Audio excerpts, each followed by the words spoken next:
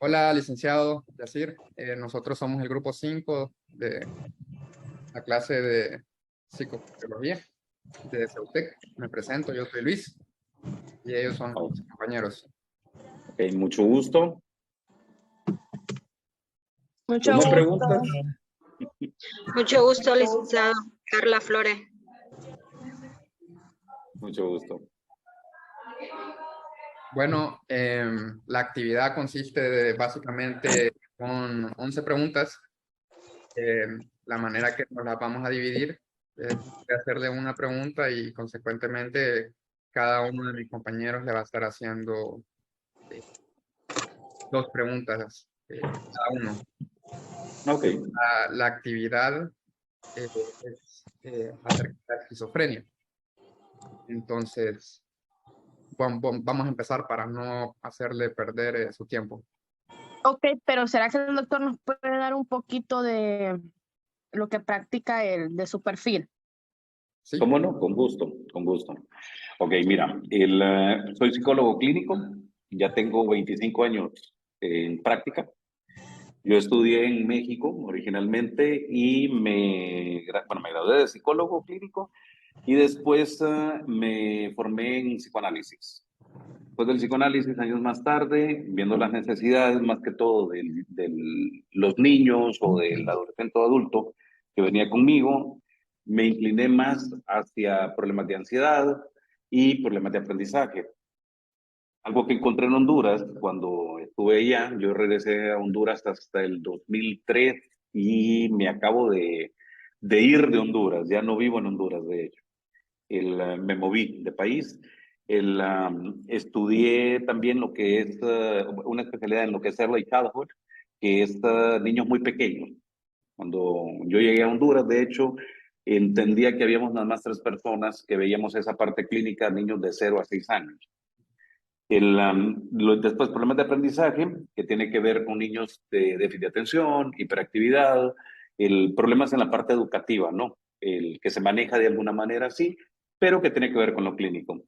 Mi experiencia en lo que es adolescente y adulto pesa un poco más en la parte de ansiedades, depresiones, obsesión compulsión, bipolaridad, lo que son casos de la línea de la psicosis, ¿verdad? No, eso fue el principio. Digo, yo les haré con la entrevista y les daré dentro de lo posible, ¿no? De mis conocimientos, las respuestas. No me tocó ya trabajar con esquizofrénicos como tal, más que te digo, mis prácticas y algunos casos al inicio, más que todo, ¿verdad? Pero en Honduras, pues la verdad es que no. La gente más bien se volcó más hacia la parte de ansiedades, depresiones, problemas infantiles, ¿no? No sé, alguna pregunta más específica, si me la hacen, con gusto. Yo tengo una pregunta. ¿Qué tan común es la esquizofrenia aquí en nuestro país en cuanto a qué tanto buscan las personas que tienen esquizofrenia ayuda psicológica o Ok, ahí creo que son 2 preguntas. La prevalencia, no tengo el dato en Honduras. Y algo que siempre he visto es que tenemos sistemas de valoración todavía bastante, diría, inmaduros, ¿no? O sea, podemos sacar un poquito de repente de los centros psiquiátricos, ¿verdad? La información, pero no creo que sea un estándar. Siempre las prevalencias son muy bajas. En los casos de la psicosis, las prevalencias en qué tanto podrían andar, que yo recuerde, se manejan en el 1.5 o 2% poblacional, o sea, son bastante bajas, ¿no? Tener el dato exacto de allá no les podría decir. Hay que considerar de que en pocos lugares de Honduras hay centros que reciben, ¿verdad? Casos así. Después podremos hablar de la parte de los psiquiatras que reciban, pero no se tiene como eh, un centro comunitario donde se maneje la información. Sí, ese es el detalle. Y inclusive cada hospital, tengo la experiencia, por ejemplo, con el Catarino, y en el Catarino, por ejemplo, sí se recopila la información, pero queda para información para el Catarino o para información para nivel gubernamental, pero no se tiene abierta completamente. ¿Sí? ok. Entonces, Entonces, la primera pregunta pues sería como prevalencia, ¿no? La segunda que me hacías, ¿Qué tan común es buscar ayuda psicológica? En ok, ok. El esquizofrénico normalmente no te la va a buscar, o sea, porque la persona no tiene un reconocimiento de una pérdida de contacto con la realidad. O sea, es la familia la que normalmente busca. La familia es la que lo lleva, la que lo empuja, o la que inclusive va a una cita o te asesora en un primer momento. En los casos que yo recuerdo, muchísima gente lo que hacen es que los obligan, ¿no? Más bien, los mismos familiares. O sea, los van a obligar a llevarlos Ok, a los hospitales. No sé si tienen los datos, por ejemplo, en Tegucigalpa, básicamente hay dos hospitales, o sea, de centro psiquiátrico. San Pedro Sula tiene uno y después hablar de centro psiquiátrico, o sea, para este tipo de manejos, pues no hay más. Entonces, y el de San Pedro todavía es ambulatorio, que es el San Juan de Dios, o sea, hasta el último que supe yo, todavía en este año, principios de año, ellos no manejan hospitalización. ok, ok. Bueno, vamos a proceder con las preguntas de la actividad. Yo voy a ser el primero en hacer la primera pregunta. La primera pregunta ¿es posible padecer esquizofrenia a cualquier edad? Ok, la esquizofrenia vamos a considerarla como una enfermedad y mm, yo te diría que se puede activar a cualquier edad, sí, sí. O sea, ¿existe la esquizofrenia infantil? Sí, sí existe. ¿Existe la esquizofrenia en la adolescencia o en la vida adulta? También, por supuesto. La razón de la esquizofrenia todavía está en investigación, o sea, se ha buscado si es una cuestión genética y hay que recordar también de que podemos desarrollar defensas esquizoides que rompan nuestro contacto con la realidad por el impacto de trauma, ¿no? Efectos de crisis que sean mucho más potentes que nuestra propia defensividad. Entonces, un quiebre, que decimos el quiebre psicótico, nos puede llevar a un caso esquizoide, por supuesto que sí. Y ahí la cuestión es que tendremos que valorarlo por lo menos en tres niveles, ¿no? O sea, tendremos que valorarlo en un primer nivel, que sería como el episodio corto, donde ocurrió en ese momento y la persona regresa a la realidad, pero no deja de ser un acto loco, no deja de ser un episodio psicótico. Después está lo que es el proceso, lo que es el paso a la esquizofrenia, donde se van viendo signos, donde ven cambios, que de repente la persona pierde contacto, regresa, y está en ese proceso que eso ya no es episodio, ¿sí? Y el tercero es cuando la persona ya está completamente dentro de lo que es la esquizofrenia y ahí sí hay una pérdida completa de contacto con la realidad y hablamos de síntomas específicos de la esquizofrenia. Ok. Ahora va nuestra compañera Cindy. Ok, bien, mucho gusto, licenciado. Muchas gracias por compartir con nosotros sus conocimientos. Pues yo tengo las dos preguntas siguientes. ¿Qué tan probable es que la esquizofrenia sea una enfermedad hereditaria? Ok, yo sí creo, te voy a decir creo porque no hay una comprobación, ¿sí?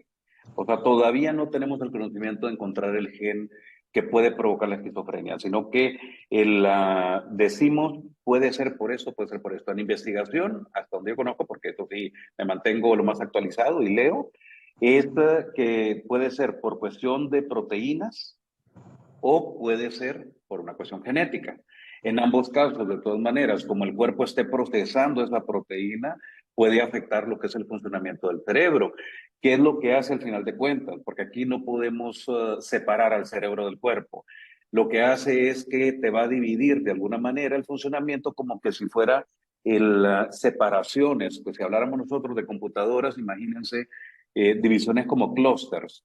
Entonces, un clúster que es una sección funciona hasta cierto punto de manera individual. Entonces, ¿qué es lo que afecta a esta parte, ya sea genética o ya sea proteínica?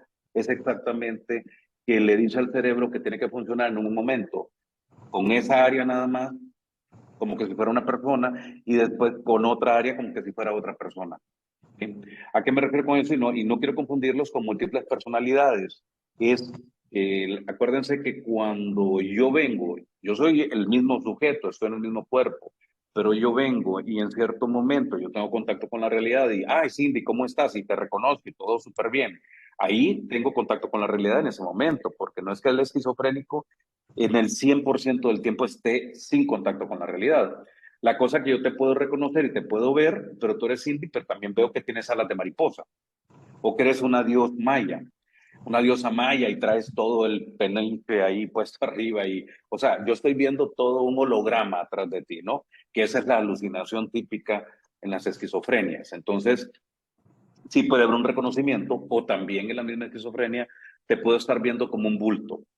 Eres un objeto, eres un bulto en movimiento y si ese bulto se me está acercando, entonces yo puedo sentir como una amenaza, como que algo que me va a chocar y entonces me tengo que defender pues te voy a atacar, ¿no? O te puedo convertir en ese proceso de mi imaginación, en el simbolismo, pues en un monstruo.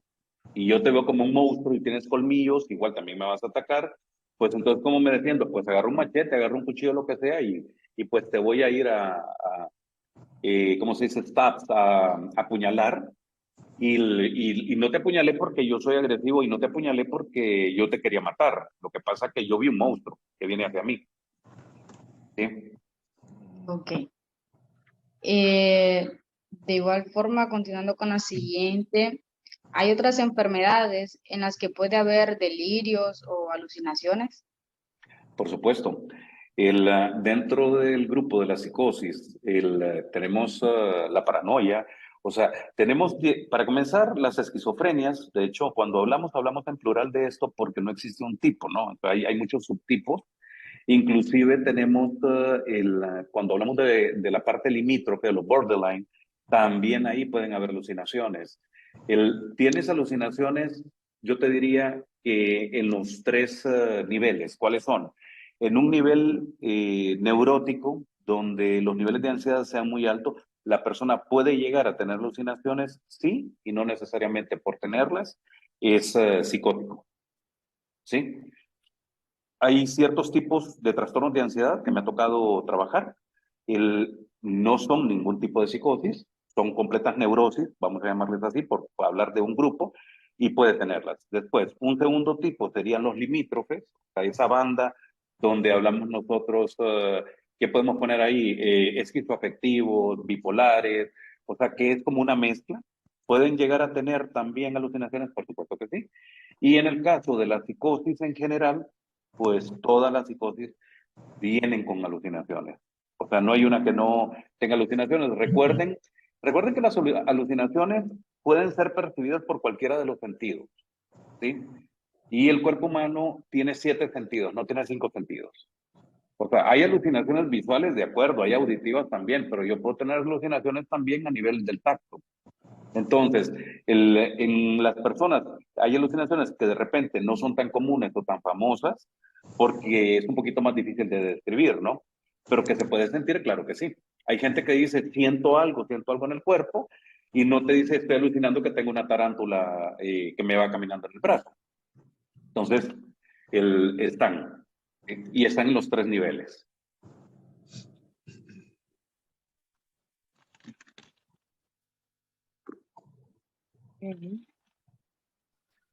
Bueno, ahora va nuestro compañero Jerry.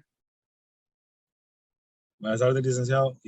Mucho gusto. Me gustaría saber cómo debe comportarse un profesional de la salud mental con un paciente con esquizofrenia o con un esquizofrénico. ¿Cómo debe ser ese comportamiento? Ok, hay un protocolo que tienes que seguir. O sea, para cada caso hay protocolo. El comportamiento hasta cierto punto es normal, o sea, no es como que vas a actuar de forma, como decir, que vas a modificar tu conducta, pero siempre es en vista de buscar comprender a la persona. A mí me tocó una experiencia donde estaba en un proceso como de terapia de grupo. Todos los pacientes eran pacientes psicóticos, o sea, esquizofrenias, paranoias, o sea, habían diferentes tipos, entonces yo estaba de observador únicamente y pues estaban los terapeutas.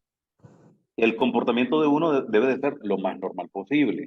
debe de buscar hacer que le reconozcan a uno de que uno es un ser humano.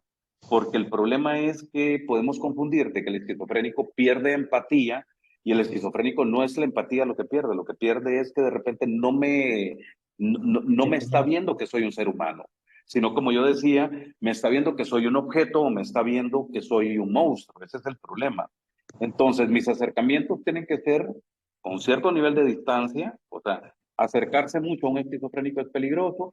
¿Por qué? Porque si no me reconoce en lo que yo soy, puede reaccionar ante una amenaza. La amenaza no es él, la amenaza soy yo, que me estoy acercando. ¿Sí? Normalmente nosotros hablábamos de una distancia de 3 metros de las personas con esquizofrenia, por ejemplo, y que a esa distancia podíamos hablar con la persona.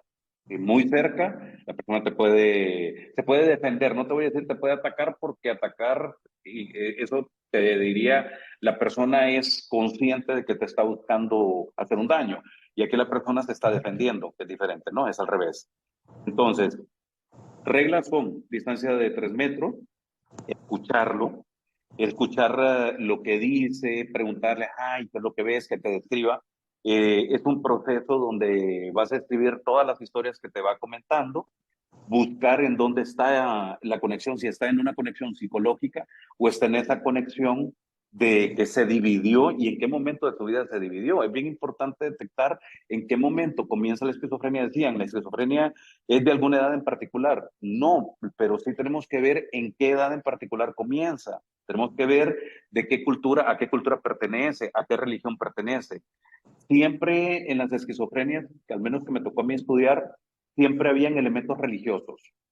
Y no importa de qué hablemos, si hablamos de elementos religiosos aztecas, mayas, de lo que les dé la gana, o sea, o hablemos del catolicismo, judaísmo, o sea, del que sea, siempre habían elementos. Entonces, ¿hacia dónde se disparan mucho? Hacia megalomanías, hacia donde el esquizofrénico se ve a sí mismo como hijo de un dios, entonces es otro dios, es un semidios, o sea, muchos elementos de este tipo, ¿no? En donde ellos tienen control sobre toda la realidad que los rodea y donde la pueden modificar, esa realidad. Entonces, siempre con distanciamiento, lo escuchamos, apuntamos, le buscamos hacer que toque realidad, por supuesto.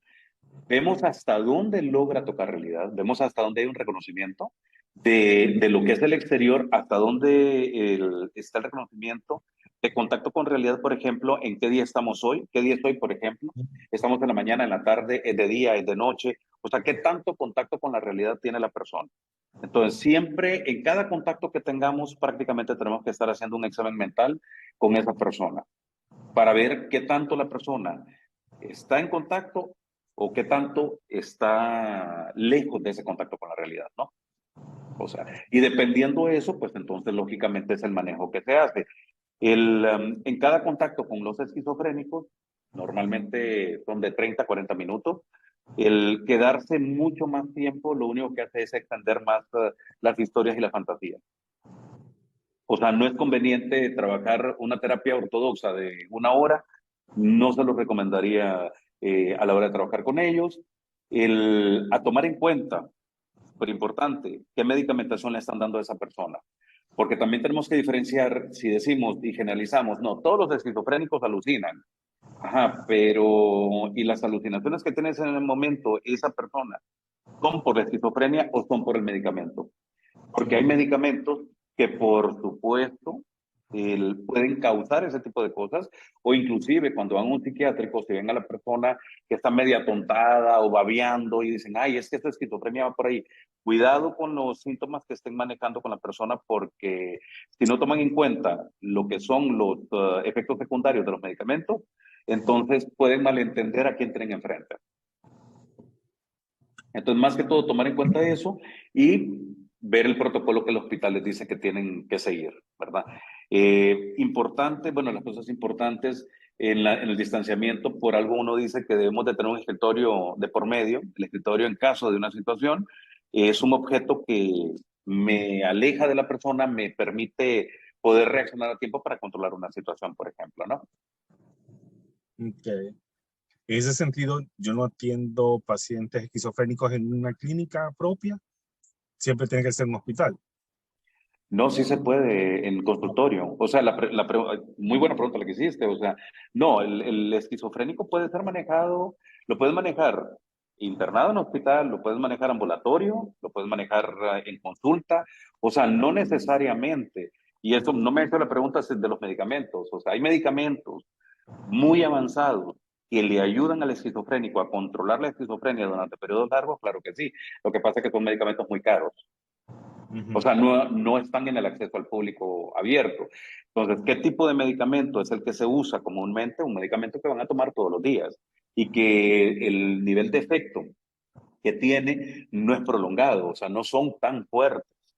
Esa es la cuestión. Por más que uno diga, no, si son bombazos, comparado con medicamentos de amplio espectro, de tercera, cuarta, quinta generación inclusive, que hay inyecciones, o sea, que con una inyección al mes, esa persona se mantiene con un buen contacto con la realidad, o sea, entonces hay muchísima diferencia, pero sí en cuestión de costo, o sea, son medicamentos que te puedo decir, una inyección cuesta $1,000, vaya, imagínate la población de Honduras, la mayoría de esta población de esquizofrénicos, ¿quién tiene acceso a eso? Entonces, se reduce a un margen muy pequeño, ¿no? Sí. Ese es el detalle. Quiero hacer un hincapié, que en 8 minutos se acabará, pero voy a volver a hacer otra sesión. Ok, listo. Entonces, aprovechemos los 8 minutos. Por naturaleza son agresivas todas las personas que padecen esquizofrenia. No, para nada. Recordemos que la agresividad puede venir de dos áreas, básicamente. Olvidémonos del esquizofrénico por un momentito. ¿De dónde viene la agresividad? Viene o de partes genéticas en nosotros, o sea, porque venimos de familia que es de ese tipo y viene en los genes. Los genes de nosotros traen información, se van a desdoblar y van a sacar información y nos van a dar una tendencia de personalidad, ¿sí? O sea, el esquizofrénico tiene personalidad, claro que sí, igual que cualquiera de nosotros. Entonces, ¿puede tener una personalidad con tendencia agresiva? Claro que sí, pero porque esa es la genética que trae, no por ser esquizofrénico, sino porque es la que trae. La otra, el ambiente donde es creada la persona. O sea, hay artículos y libros que dicen cómo convertir a una persona en un psicótico. O sea, entonces, ¿qué tiene que ver que la persona pues no era, es más, no era esquizofrénico, pero con el nivel de maltrato, con el nivel de traumatización que se hizo en su vida, en su vida infantil, pues se le provocaron quiebres y pues esta persona ya creció y se volvió esquizofrénico, ¿no? Ya en otro momento de su vida. O sea, porque ya no pudo defenderse. ¿Cómo ocurre eso? Por el uso de defensas. En las defensas psicológicas tenemos 3 niveles. Si la persona está viviendo con defensas psicológicas, las más primitivas, que son las primarias, y no logra madurar, no logra pasar al uso de las secundarias por lo menos, entonces lo más probable, la persona va a desarrollar algún tipo de psicosis. Sí. Pero sí tiene que ver más con personalidad y no con la enfermedad como tal. O sea, y ahí vamos a lo que yo comentaba hace rato. Si el esquizofrénico ve que lo que viene enfrente es un monstruo y se va a defender, entonces, ¿cómo podrías decirme de que es agresivo? Y puedo hacerte la comparación con, no sé si ustedes conocen, solo por comparación y por cultura general, conocen lo que es el estudio de sueño, del sonambulismo, de personas que caminan, pero que no solo caminan, sino que están viendo todo, ¿no? O sea, están viendo toda una fantasía en su cabeza, ¿no? Entonces ocurrió un caso en Estados Unidos donde una persona mató a un familiar en su casa. Pues lo llevan a la corte y todo, y dice, ¿pero por qué lo mató? ¿Y qué fue lo que pasó? Y él decía, yo no recuerdo haberlo matado, y no. Pues lo agarran unos científicos, le hacen un estudio a la persona se había despertado, perdón, se había levantado, sonámbula, y se iba con los ojos abiertos y todo lo que tú quieras, pero la persona lo que vio en ese momento, que voy a hacer ahí la analogía con una alucinación, lo que vio fue a un monstruo que venía acercándose hacia él y que traía navajas. Pues, ¿qué es lo que hizo? Vio un cuchillo, agarró el cuchillo y se lo enterró cuantas veces pudo al monstruo. Cuando vio que el monstruo está tirado, que ya, después sigue en su proceso de sueño, cambia el sueño, la persona regresa, se acuesta, todo bañado de sangre, se acuesta y la persona sigue dormida. Entonces, diríamos ahí de que la persona alucinó, no, la persona está en una parte de sueño, ¿no? Y esa parte de sueño funciona idéntico a la alucinación despierto, es idéntica, ahí no hay diferencia. Eso tiene que ver con el tipo de ondas alfa, beta, gamma que estemos utilizando en el cerebro en ese momento que nos permite ver la alucinación. Entonces, son equivalentes. Entonces, pongo uno con otro porque ¿es agresivo por naturaleza el esquizofrénico? No, ningún esquizofrénico es agresivo por naturaleza. El esquizofrénico va a actuar con desesperación. Yo te diría más bien, la desesperación es una característica típica de ellos, sí, y lo generalizo. No, nunca conocí o leí a un esquizofrénico que no te haya desesperado. Son muy desesperados. ¿Por qué? Porque no se pueden contactar contigo, porque no se pueden hacer entender y no te entienden lo que tú les dices tampoco. Porque exactamente está esa interpretación al verte o al escucharte, no es la interpretación de un ser humano al que yo tengo enfrente, es de un monstruo. Y el idioma no te lo entiendo, me estás hablando en otro idioma, no logro entender qué me estás diciendo. Estoy desconectado de la realidad. ¿Sí? Sí. Así es. Gracias. Ok, Con gusto. Gracias. la siguiente compañera es Dalila. Hola, buenas tardes, licenciado. Licenciado, ¿en qué momento se debe ingresar al hospital a una persona que padece de esquizofrenia? Siempre, esta es regla, siempre va a ser en dos momentos. Primer momento es en crisis. Cualquier crisis que viva la persona, o sea, normalmente no te puedo decir lo van a poder manejar en su casa, porque se necesita cierto nivel de seguridad, ¿sí? Entonces necesitas personal que esté atento a tu paciente, necesitas inclusive algunos, lastimosamente, habrá que restringirlos, ¿no? Ya sea en el espacio donde estén o restringirlos físicamente a la hora de dormir, o sea, hay que tener control, ¿no? O sea, en la aplicación de los medicamentos en ese momentito, en ese proceso. ¿En qué otro momento? Te diría, se puede ingresar a un esquizofrénico en una primera vez de aplicación de medicamentos. Sí. Porque los medicamentos son fuertes, porque hay que tener vigilancia, porque muchos medicamentos son por inyecciones, que inclusive tienen que ser hasta cierto punto diluidas, ¿verdad? Con el suero. Entonces, por el tipo de medicamento y adaptación del cuerpo al medicamento, entonces en ese momento también. Yo te diría,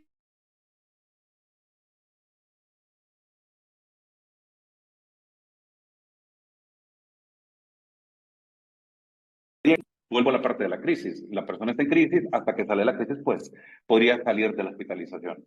Ok. ¿Y qué tan eficaz es el tratamiento farmacológico? Yo te diría, es una tecnología todavía muy primitiva, porque no hemos encontrado ni una tan sola cura para la esquizofrenia, o sea, no existe ningún medicamento que me ayude a curarlo. Los niveles de medicamentos son más para ayudar al control y dependiendo del tipo de esquizofrenia, hay personas que le ayuda más, hay personas que no tanto.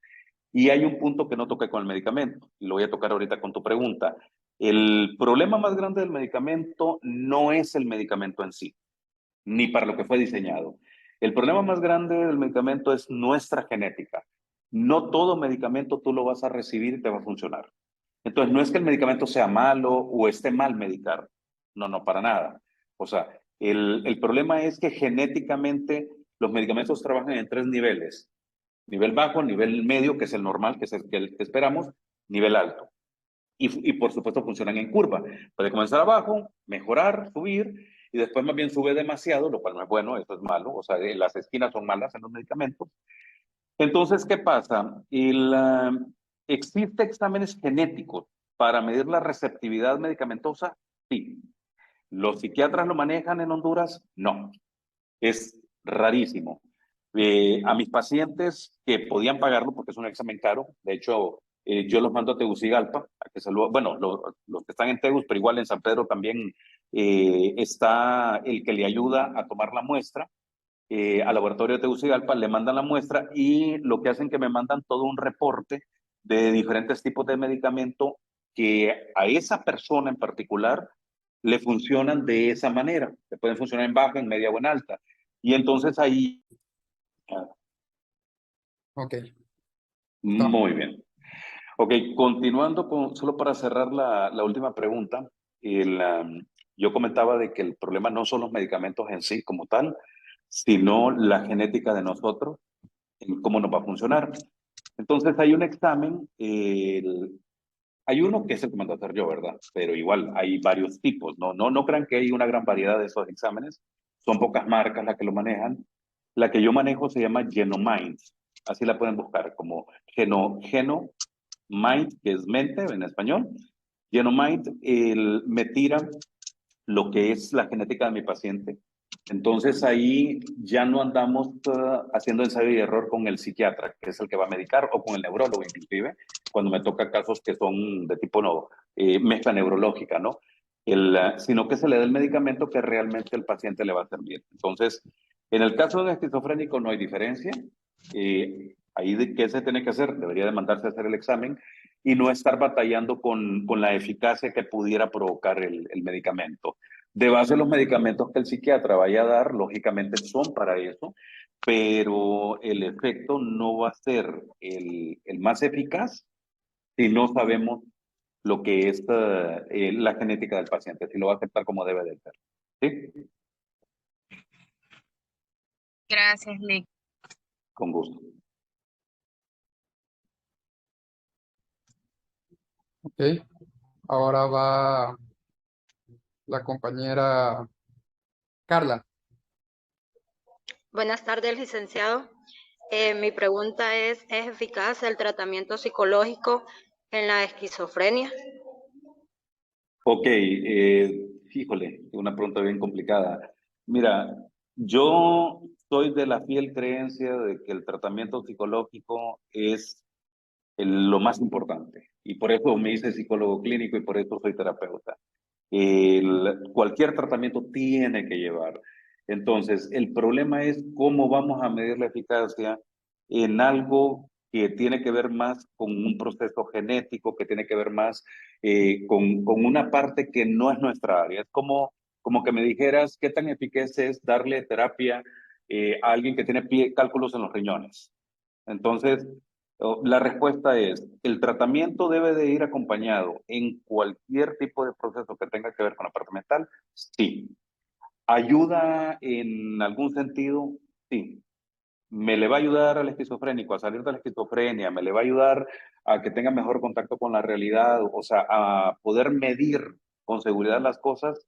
No, porque el problema es que es muy variable. Esa es la cuestión. Entonces, que le vas a ayudar, le vas a ayudar. Eso yo no lo puedo quitar de enfrente. O sea, sí le vas a ayudar.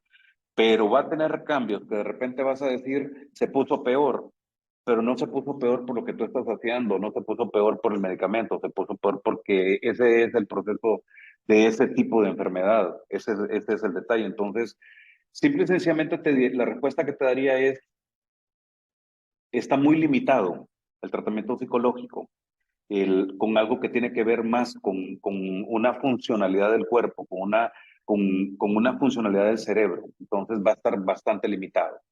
¿Sí?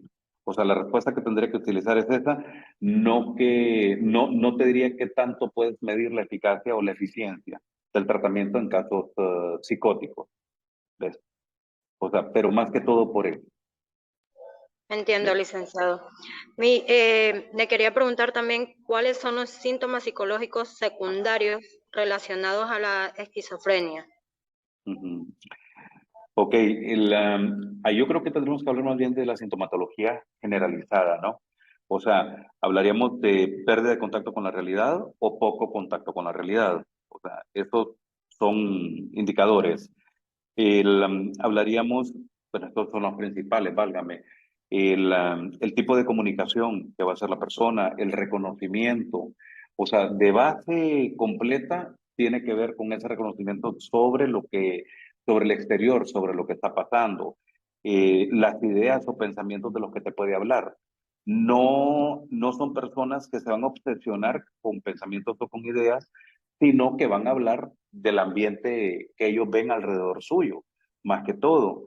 O sea, no es tanto que te van a decir, yo necesito esto como el obsesivo, sino que te van a decir, hey, yo estoy viendo ese bote ahí enfrente, pero tú no lo ves porque lo está alucinando. Después, alucinaciones, por supuesto. Las típicas, la mayoría, en concentración son visuales y auditivas. Es más, me atrevería casi a decir que de hecho son más auditivas que visuales, inclusive. La mayoría de los, al menos de los casos que yo he conocido, eran auditivas. Alguien les hablaba, ¿verdad?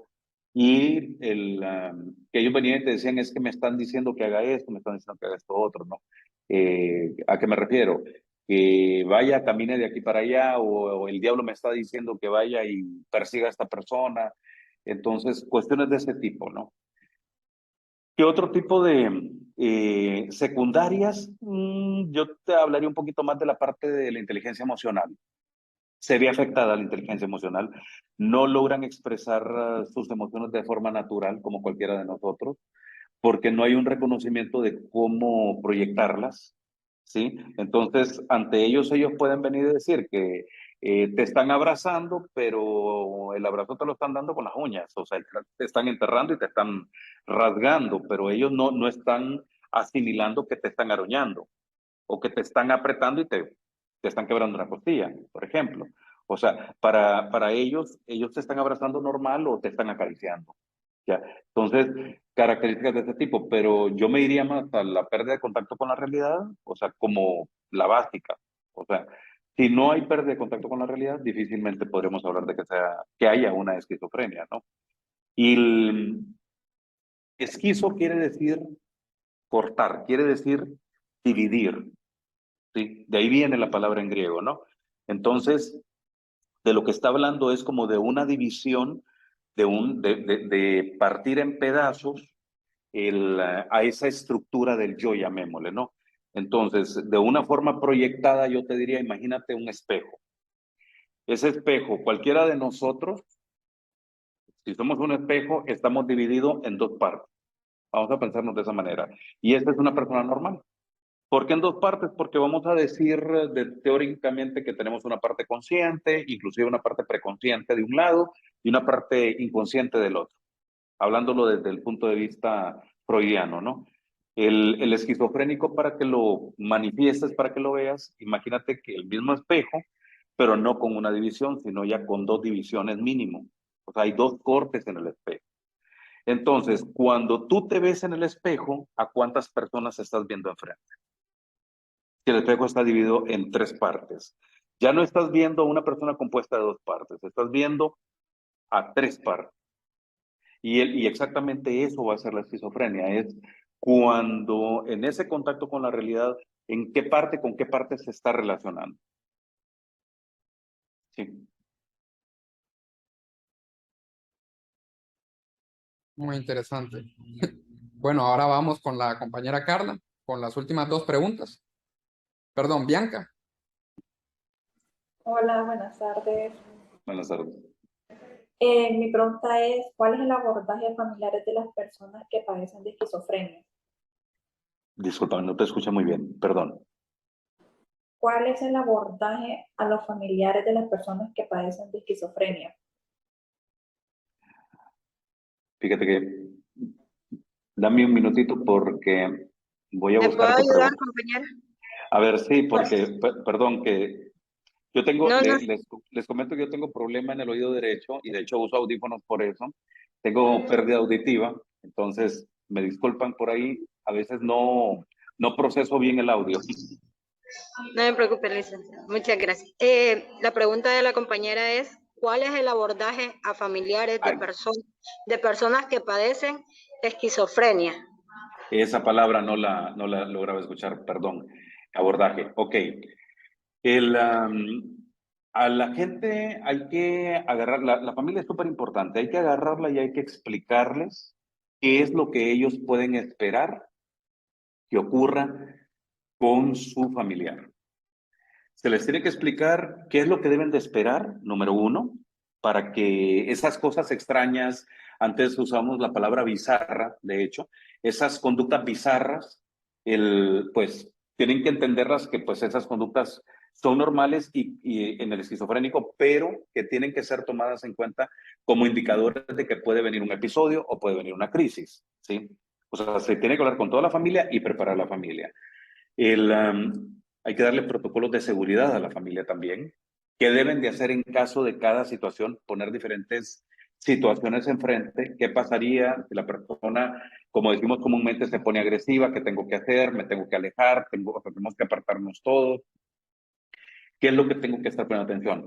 Tengo que hablar con la familia sobre la medicamentación, aunque lo tenga que hacer el psiquiatra, yo tengo que reforzar el que a este paciente, a este familiar con la enfermedad, debe de tomarse en cuenta de que se tome los medicamentos todo el tiempo, que los medicamentos no los puede tener el paciente, que los tiene que tener otra persona, quien tiene que estar supervisando la toma de los medicamentos. De hecho, que tiene que haber cierto control en el espacio de la casa en donde esté la persona, que tienen que haber, ¿qué les puedo decir? Inclusive cajones de seguridad, o sea, de repente los cajones en la cocina, donde están los cuchillos, o sea, cuestiones que sean importantes, con llave, o sea, con sistemas de seguridad en donde pudieran haber conatos de peligro, ¿verdad?